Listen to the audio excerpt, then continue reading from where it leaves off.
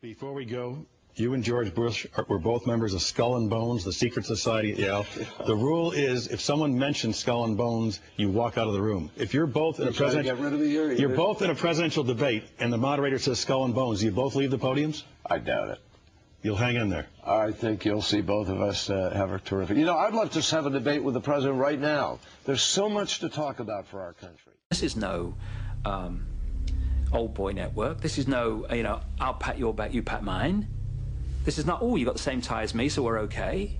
This is a vicious group of interbreeding bloodlines seeking to impose their will and their structure of life upon the global population. The world is a web controlled by one spider, the Illuminati, that disseminates a globalist agenda through a network of secret societies. The inner circle of the web is made up of 3 organizations. The Bilderberg Group, the Council on Foreign Relations, and the Trilateral Commission have an interlocking leadership. The head of the World Bank, James Wolfensohn, is a member of this network. So is the head of the World Trade Organization.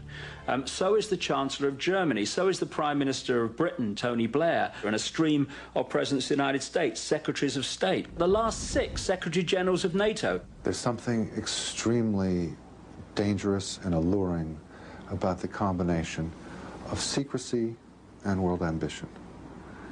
What could be more threatening than a group that is in the shadows and trying to dominate your life? The actions that these secret societies have propagated through the last century or so have only led to wars, rebellion, dissension, depressions. The oldest of the 3 organizations, the Council on Foreign Relations, is founded in 1921. It's good to be back at the Council on Foreign Relations. As Pete mentioned, I've been a member for a long time and was actually a director for some period of time. I never mentioned that when I was campaigning for re-election back home in Wyoming.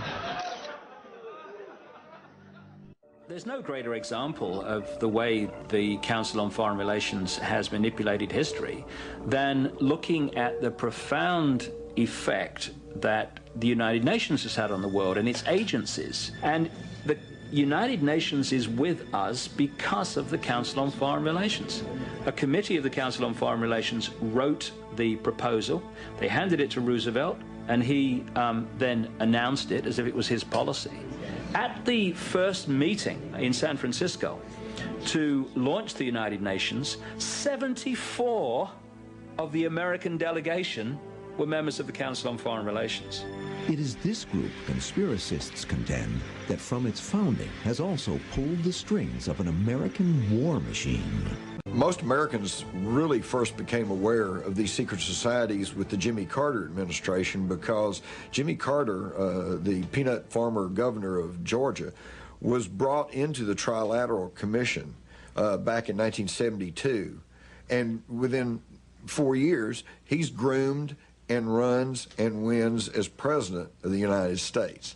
I once had the opportunity to interview his budget director, Bert Lance, and I asked him, well, you know, what's the deal about the Trilateral Commission?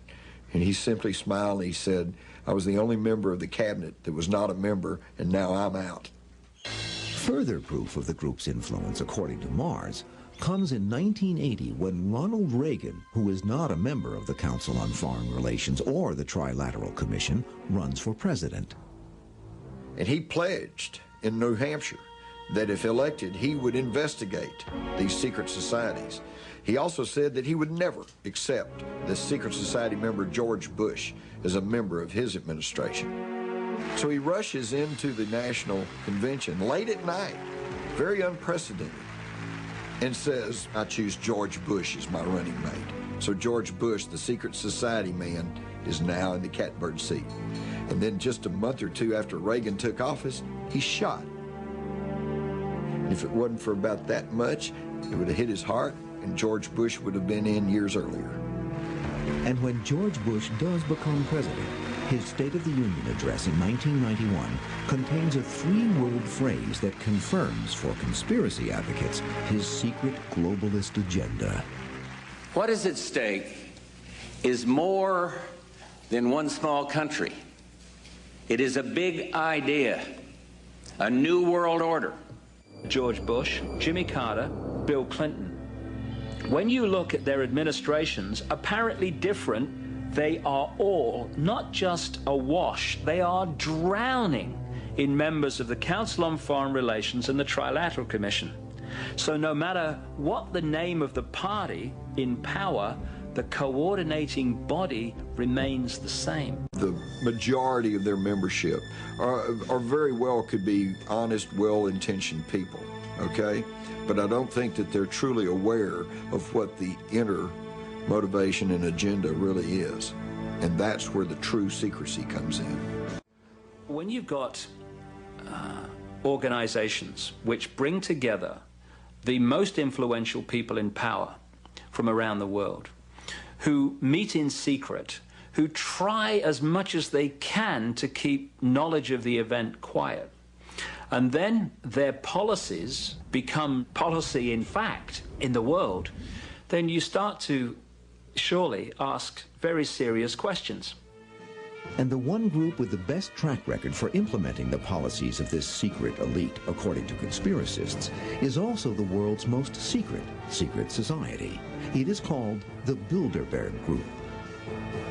The Bilderbergers are the ruling elite of the other secret societies. That's where the real controllers meet to decide the policies that they then take back to the other secret societies. The Bilderbergers are the most secretive of the modern secret societies. They're so secretive they don't even have a name, much less publish a membership list or anything like that. Now, some of the members are known because they've been observed at their meetings, and some of the members have talked and mentioned some people, so we do have an idea of who attends the Bilderberg meetings, which are heavily under guard, heavily secret. Attendees are believed to include Henry Kissinger, Bill Clinton, David Rockefeller, Tony Blair, Peter Jennings, and an endless list of princes, chancellors, ambassadors, and media magnates. Security for these meetings is extremely tight. In my experience, especially in Europe, quite frequently the military itself is deployed. Then there's a large number of uniformed, armed cops. Jim Tucker is a self-appointed Bilderberg watchdog. At the 1999 conference in Portugal, Tucker tries to get close to the hotel where the meeting is taking place. And the cop bragged, we have snipers on top of those boulders up there, and if anybody going over that fence day or night, they're going to stay over that fence. So apparently they take security rather seriously.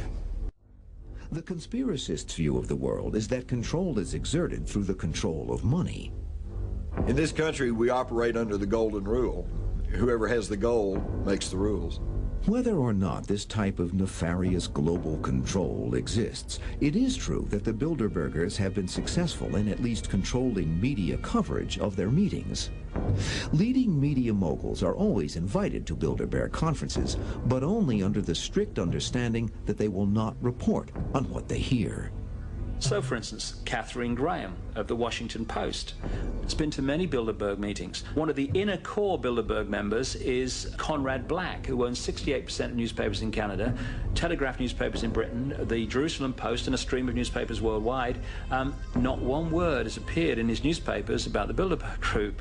The steering committees and the bureaucracies and the meetings themselves had their own concern, rather intense concern, with not being mentioned in the press, and had this brilliant idea of co-opting whatever press they did invite, and then going higher and higher in the press as they invited it. But it's quite something to have more than 100 people attend a meeting one weekend a year, all of them at least of some importance, and have nothing in the mainstream press about them. That's quite remarkable. That, in a way, may be the most remarkable thing about them. If you, and I have done many times, said to journalists, let alone the general population, tell me about the Bilderberg Group, this glassy-eyed look comes across. The what? The what? And yet, the major people, they are reporting every day on members of an organization together, different political parties, different countries, everything, and they've never heard of it. And a few people can't control the world. Well, obviously they can, and get away with it.